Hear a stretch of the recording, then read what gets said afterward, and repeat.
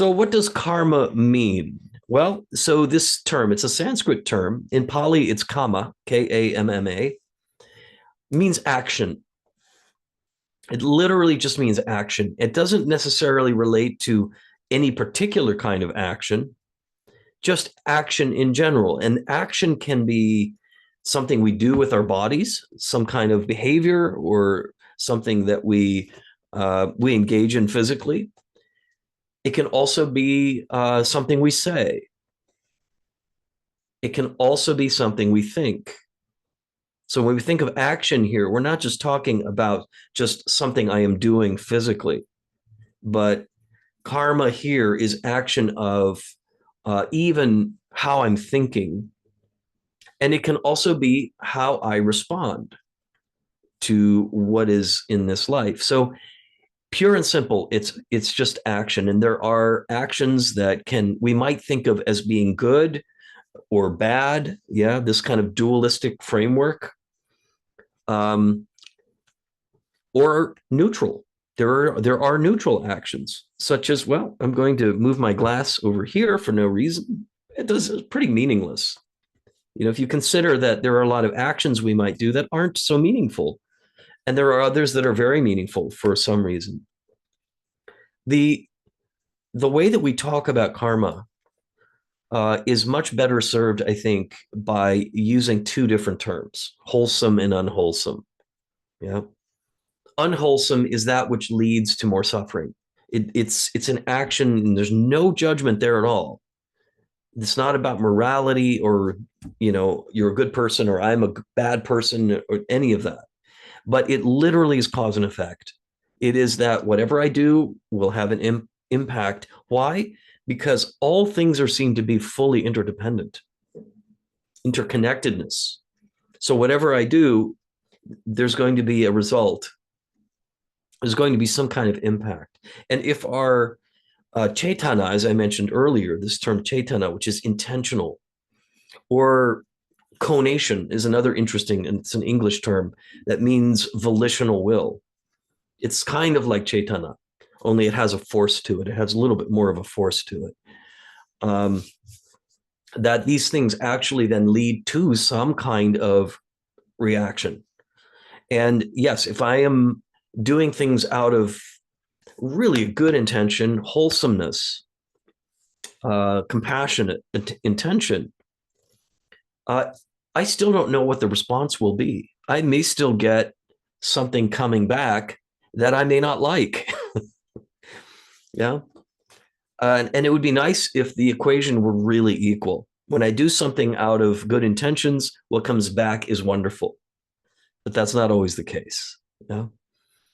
And so this is where then, according to the Buddha, I do something where I mean well, but then I get this reaction coming back onto me where he says, yes, that's the place.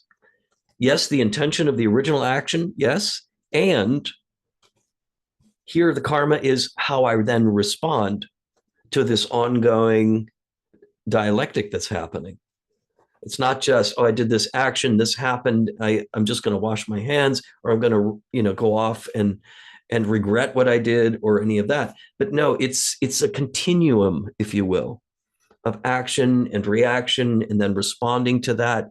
And I'm not trying to make this more complicated than it is, but it's also that what I do in one moment impacts what comes next. In other words, from a Buddhist standpoint, I'm setting up the conditions for what arises next.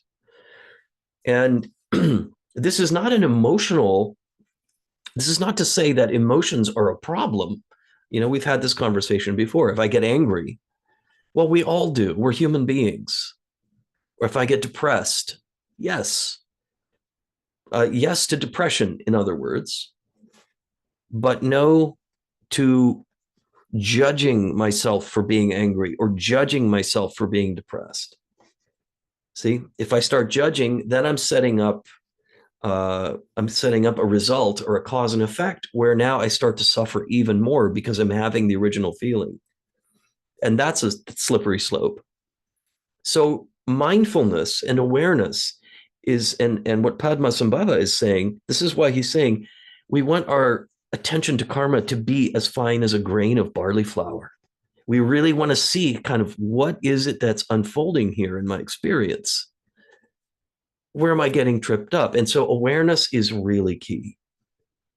Now, there are two other terms. There's karma, which is the action. And then there's a term, vipaka. So karma is the action. Vipaka is the sort of what we would call the result. Let me see if I can find the definition here.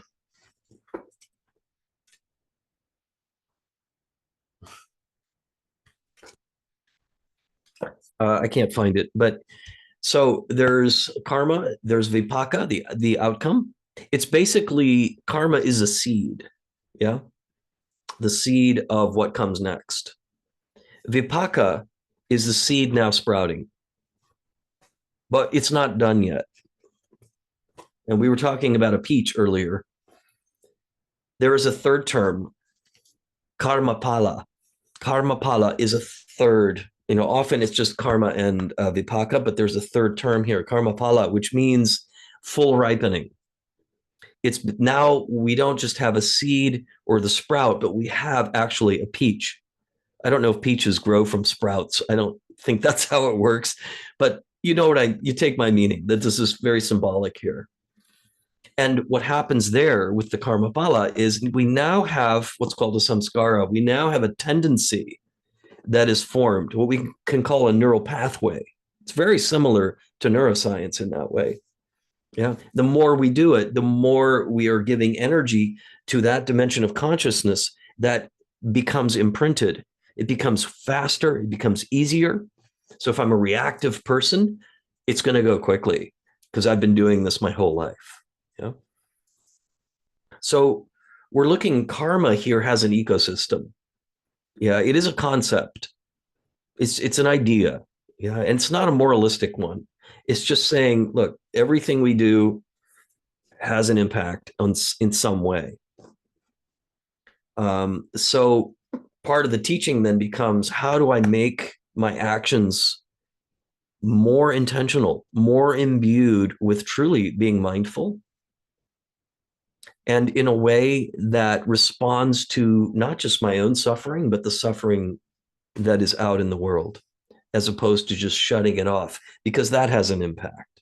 It doesn't mean we have to run out and save everybody. God forbid. That comes with its own karma, if we could even do that. So, but really, it's more about that intention and that relationship with what is. And so then the question is, great, well, how do I begin to work in that with that intentionality so that I can not only be more aware of what outcomes might be possible here, but to where my life starts feeling different, where I start feeling different in my life. And of course, that's really probably the most important question. How does this work with regard to practice or mindfulness or meditation, or even more so, compassion? It's said in Tibetan Buddhism that one small compassionate act can purify a much larger volume of unwholesome acts. That it's not equal, yeah. But your attunement has to be really genuine and selfless. That can sort of clear a lot of unwholesome karma that has been there. The other thing that the Buddha was very clear about was, yes, karma is also linked to past lives. Yeah, this is part of the entire doctrine of karma, that we've lived many, many lifetimes before, and we keep accumulating karma from those lifetimes. This is a belief system that's very prevalent, not just in Buddhism, but in many Hindu religions. And that what we're doing in this lifetime will also impact future lifetimes. And that there are karmas that we may not be aware of in this lifetime that we're inheriting. Yeah. So it's kind of a dizzying thought if we start thinking about all of these things. But the Buddha said, look, don't worry about past lives. Don't worry about future lives. Worry about this life. Yeah. You can't possibly, first of all, you can't possibly know the extent of karmas from past lives, and you can't possibly know what will lead to various karmas in the future. Focus on this lifetime, one moment to the next. And when you understand, if you're on a path, if you're on the path of Dharma or some other path, especially a spiritual path, just by being on the path, by paying attention, by focusing on your own well-being in a really wholesome way, your own spiritual awareness, that is already cultivating wholesome karma. Just by being here, by agreeing to meditate together, that is having an impact. And we do this every Sunday night.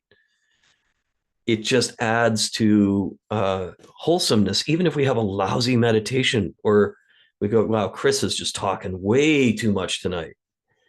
He's just blabbing through the meditation. I wish he would be quiet and we could have silence. I actually take that as a compliment.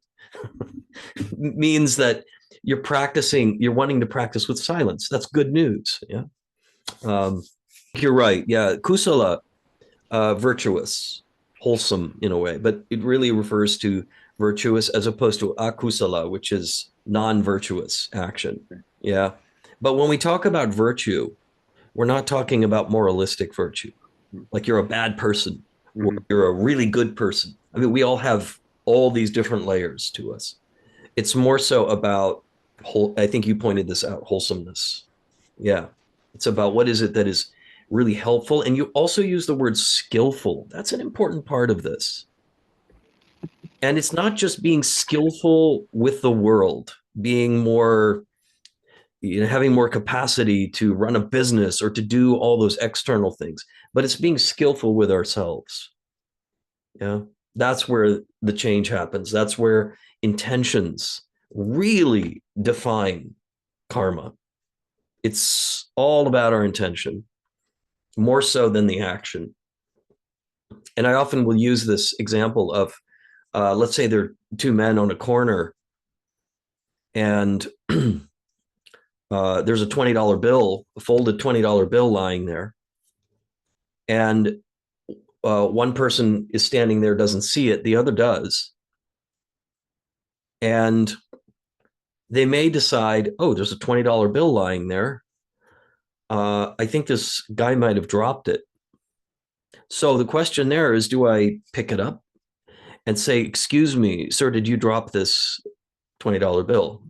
Right? Now we're putting the karmic burden onto the other person, because if they didn't, they might say, oh yeah, that's mine.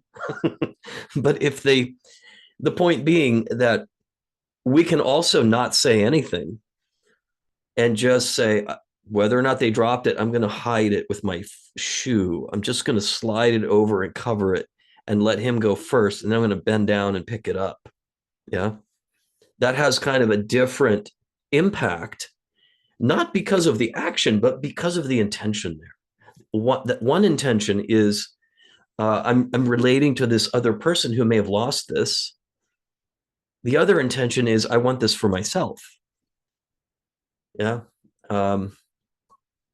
Anyway, I don't know if that makes it clear, but intentionality, this is why the same action of just bending over and picking it up or whatever may have different intentions, and it's really the intention that determines sort of what comes next, what is imprinted in, what are we feeding, what energy are we feeding ourselves here, what does our consciousness look like afterwards, and what is our tendency to do that again as opposed to do the altruistic thing. The question then is, okay, so what do I do? What is the cessation process here? The Buddha taught cessation. He said we can really get mired in the theory and the ideas about things, but what is it that we can do? How do we practice this? And from a yogic standpoint, there is a relationship between breath, interestingly, and karma. Has anybody heard this before? There is a relationship between momentum and fluctuations of consciousness in the yoga Nirodha, or Yoga Chittavirutti Nirodha. Yoga is the cessation of fluctuations in consciousness. That's in the Yoga Sutras. Um, and part of it has to do with the action dimension of karma, of our intentions as well. That when we regulate our breathing, we're actually impacting our consciousness. Yeah. So if your breathing is really shallow and really fast and you're reacting to something that happens, your sympathetic nervous system is on high arousal, right? That's going to impact then your reactions. It's going to impact what you do and how you think. But if we regulate the breath and slow it down, deepen it quite a bit, when we regulate our breath, then the subtlety of slowing down the breath begins to change the actions, the choices that we have to act. Action itself is diminished, and new imprints can be formed in the result of deep breath, of deeply breathing. This is why those of you who've done, and I think I've mentioned this before, who've done asana, yoga, taken a yoga class, why Shavasana, that corpse pose, the resting pose, comes at the end, not at the beginning. You would think, hey, let's do Shavasana at the start, right? And get really relaxed, and then we'll move into strengthening poses, standing poses, whatever it is, right? But no, it comes at the end. And there's a really good reason for that. And that is that at the end of your asana practice, the resting state, the relaxation, the more deeply you're relaxed, the more what you have just done gets more deeply imprinted. So you're imprinting the actions you just took, what you did with your body, it get more deeply imprinted. And this has been recognized all the way back, I believe, in the Hatha Yoga Pradipika, the very earliest of the yogic texts. So relaxation is really important.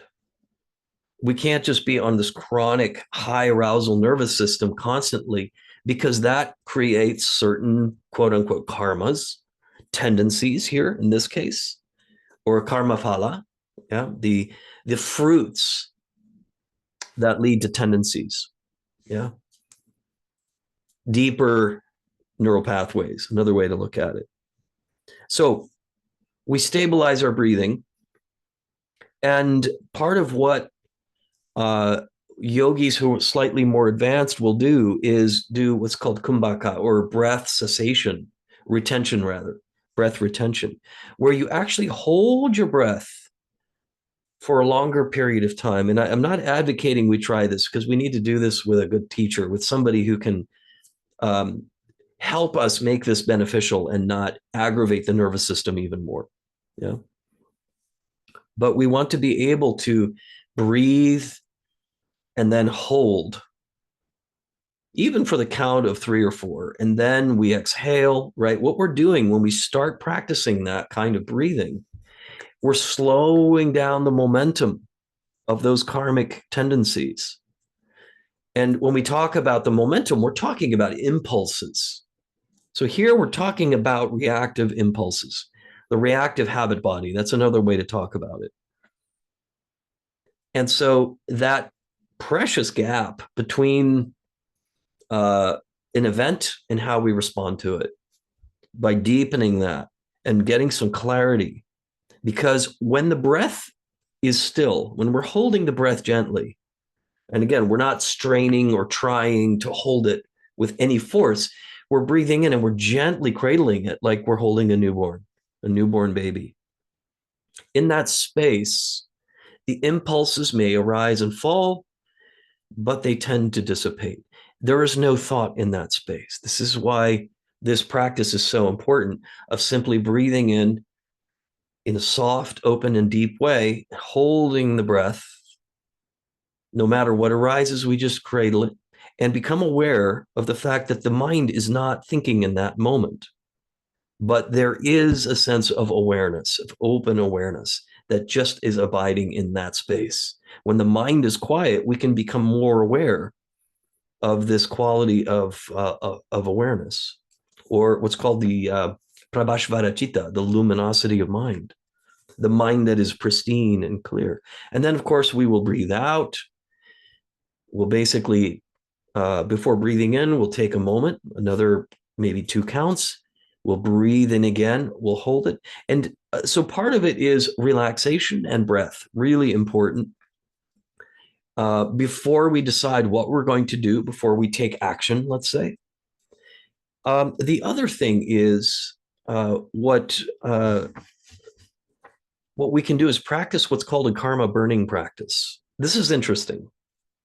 I really enjoy this practice. So in the yogic tradition, there is this notion of kundalini fire in the base of the spine, right in the center of the body. And this is cultivated in such practices as what's called tumo, inner fire practice. But to do a very simplified version of that, we can visualize this vitality in the body right there at the center of the body, down by the base of the spine, right in the middle. What now is seen to be a serpent energy. But before it was a serpent energy, it was fire energy. We're going all the way back to the sort of primordial quality of just practicing by focusing on that part, imagining this fire right at the center. And when you start having thoughts, impulses, feelings, sensations, whatever comes, emotions, we just allow that fire, first of all, to illuminate what's there, but also for things to simply turn into smoke. This is what we can call burning karma. And as we simply abide, just holding this fire in our mind as what we can call a yidam, or an object of meditation, we can see that all of these tendencies that are seeking to hijack the mind, we can just see them as getting sort of turning into smoke and just letting them arise out of the body. By doing this, we actually can have an anchor for what we can call this kind of mind embodying mindfulness, so that we can ride the waves of what comes. By doing this in a deeply relaxed state, we begin to change. We begin to change karma intentionally. And then if we imbue that also with compassion, with a motivation of bodhicitta, so at the beginning we did the bodhicitta prayer, that we are doing this not just for our own benefit, but for the benefit of others. There is a lot of suffering out there. And so it behooves me to work to purify, if you will, to know how to cultivate more wholesome karma. And this is the key in Tibetan Buddhism. What is it that helps us build wholesome karma? Good motivation to be of benefit to those who suffer. And that includes ourselves too. When you mentioned impersonal karma, it's a very interesting notion that none of this is personal as it feels, but there is also this notion of collective karma. That in certain groups, for example, there can be almost what we call a mass mind, or people who think a certain way alike. They're joiners, they're joining this, and we all think this way, and we all do that. The thing that really determines a karmic tendency or a karmic outcome, a fruit, if you will, is each individual's motivation for being in that collective. So we can think of things as like a society, right, has a collective karma, let's say, or a subculture. And the question can be, well, doesn't that mean that each individual, they're not responsible because it's a group doing it? Well, that's partly true. But the other part of that is that each individual has a motivation for being in that group. And that may look different for the different people. One person may be, I'm angry and I'm driven by pain, not by love, to be part of this group. And then that will have an outcome. Another person may say, I'm really driven because I care and I really believe that what this group is doing is good and wholesome. Yeah. And that is a different kind of motivation, a different thing. So when we look at collective karma, it may appear that there is one mass mind or one way of thinking, but people will have different motivations, and that their own karma will be determined by their individual motivations. Does that make sense? This isn't me just giving you an opinion. This is somewhere in Buddhism. And I've found that to be true when I meet people in a certain community and you talk to each one. It's like, yeah, well, I kind of feel this way about it. This is why in our divisive society right now, we don't want to take it at face value. Oh, you people think this and you all think that, right? It's not enough to just go with that. Yeah. Um, People have different reasons, different histories, different motivations. So we're really looking at interacting with people one on one there, I think.